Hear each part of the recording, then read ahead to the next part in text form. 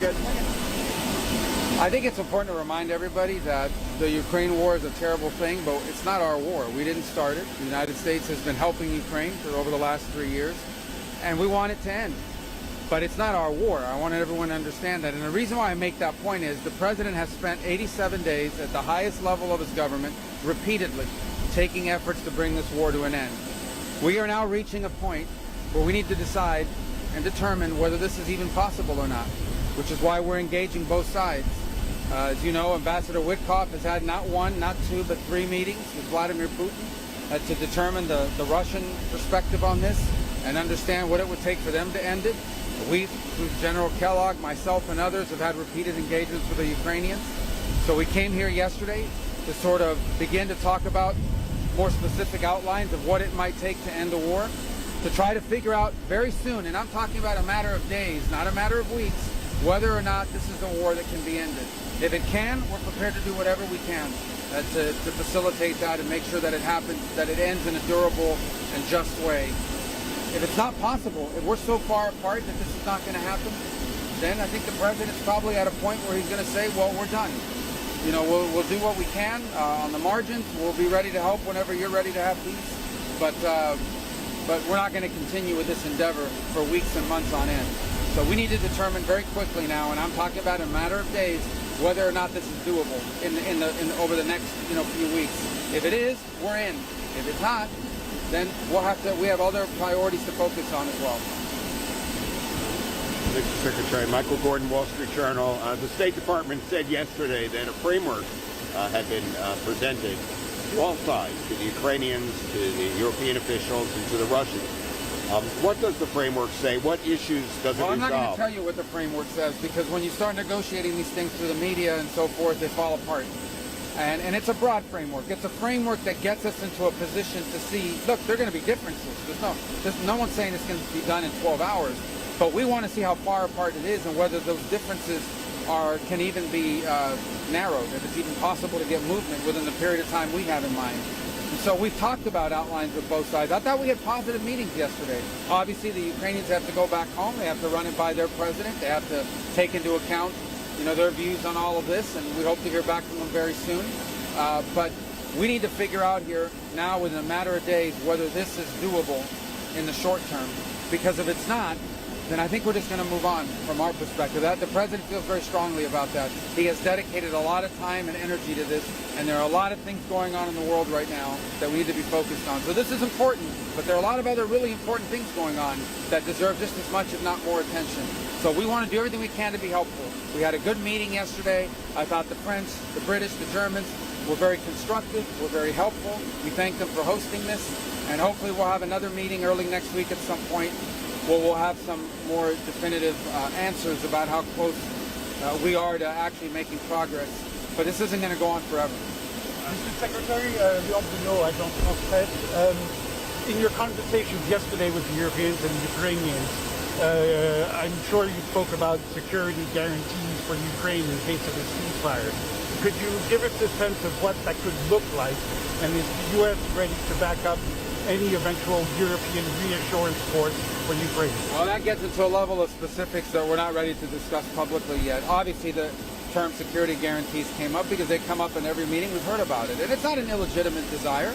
Every sovereign nation on earth has a right to defend itself. Ukraine will have a right to defend itself and to enter into whatever agreements it wants to enter into on a bilateral basis with different countries and so forth.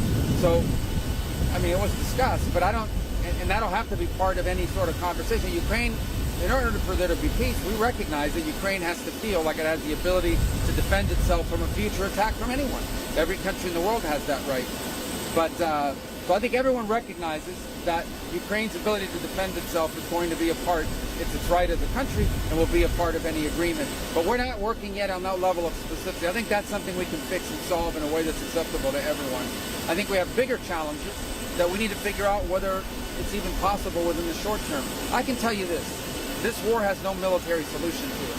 It really doesn't. It's not going to be decided with, neither side has some strategic capability to end this war quickly. And so what we're talking about here is avoiding thousands and thousands of people from dying over the next year. We're trying to avoid that. We saw what happened last weekend with a missile strike in Sumy where people died on Palm Sunday. We're just going to see more like that on both sides. We're going to see more of that. We're trying to prevent it. But we're not going to continue to fly all over the world and do meeting after meeting after meeting if no progress is being made. So if they're serious about peace, either side or both, we want to help. If it's not going to happen, then we're just going to move on. We're going to move on to other topics that are equally, if not more important in some ways, to the United States. Is this process involving the Europeans going to be the process going forward now for Ukraine talks? And who from the US team will be attending talks in London next week? Well, it depends what the talks will be about next week. As I said, if it's just going to be a meeting to have another meeting, we'll figure that out whether it'll happen. My hoping is that it's a meeting where we're going to get more specificity. So we're going to work through that. We don't even have a date set. It'll be early next week.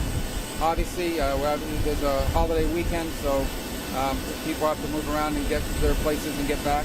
But having another meeting somewhere in Europe is not going to be a problem. And we can make that happen and have the right people there. I'm willing to come myself if the meeting is going to be productive. But I can, what was the first part of your question again? And is this going to be the process going forward? Oh, well, look, we've always worked through that. I mean, we've talked to our allies consistently. I myself have had multiple engagements with not the Germans, the French, the Brits, but also the Italians have been in some of these meetings as well in the past. So we've had these conversations with them before. So they offered to host us here today. Or yesterday. I think they were very helpful, very constructive. We'd like them to remain engaged. I think they can help us. I think the UK, France, Germany can help us move the ball on this and get this closer to a resolution. I thought they were very helpful and constructive with their ideas. So we welcome their input. We welcome their involvement. We think it's important. There are probably elements of this as well. I always remind everybody that part of the sanctions against Russia, many of them, are European sanctions that we can't lift if that's ever to be part of a deal. So they're going to have to be involved no matter what. It's their continent. This is happening on the continent of Europe, and so obviously European powers will care deeply about what happens. So they have a stake in this, and we recognize it. And but in the end, I think we all want the same thing. I think from the U.S. perspective, we've spent 3 years, billions of dollars, supporting the Ukrainian side, and but now we've reached the point where we have other things we have to focus on. We're prepared to be engaged in this as long as it takes, but not indefinitely, not without progress. If this is not possible, we're going to need to move on. I think the president feels strongly that we've dedicated we've done more in 80 days than Biden ever did to bring this war to an end. So we've dedicated almost the entirety of the president's first 100 days in office at the highest levels possible to trying to achieve a peace here. And if it's going to happen, we want to help. But if it's not going to happen, we need to know now because we have other things we have to deal with. Mr. Secretary, James from Fox News. In terms of your discussions with Foreign Minister Lavrov yesterday, what gave you the indication that he's also willing to move forward, given they hadn't accepted the framework of the ceasefire already, in terms of now, from your discussions, why you feel as though we Well, look, I spoke to Minister Lavrov yesterday because when we have these kinds of meetings, it's important for you to communicate to the other side. Otherwise, they don't know what happened. Now they're relying on rumors or whatever's out there. So I spoke to him very directly. I said, we had a meeting today with the Ukrainians. We proposed an outline.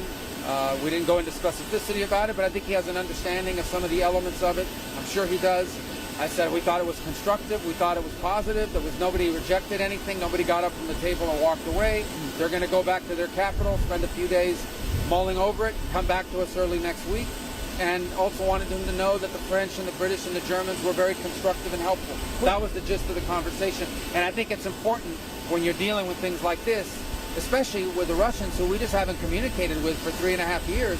I think it's important that that communication happen. And likewise, when we've had meetings with Russians in the past, or when Ambassador Witkoff has traveled to meet with Putin, we've informed the Ukrainian side of what happened, so that we don't have a breakdown in trust and things of that nature. Quick, just on Iran really quick, was there any discussion yesterday with your European counterparts on any of the Iran negotiations?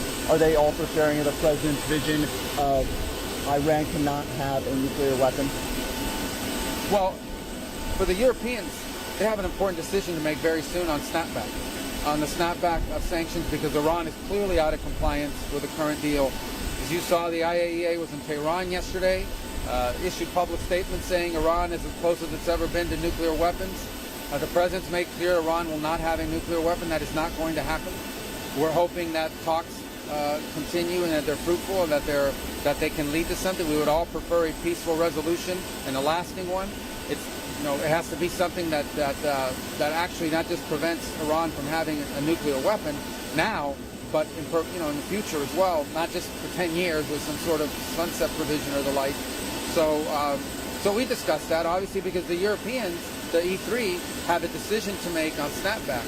Because I believe we should all anticipate, based on the public comments yesterday, that they're about to get a report from the IAEA that says not just is Iran out of compliance, but Iran is dangerously close to a weapon, closer than they've ever been. And then they're going to have to make a decision about whether they want to reimpose these sanctions. And if Iran is out of compliance, they have to reimpose the sanctions. So that's going to be a factor in all this, and that's why it was important we talked to them about it before our talks on Saturday. All right? Thank you, guys. Thank you.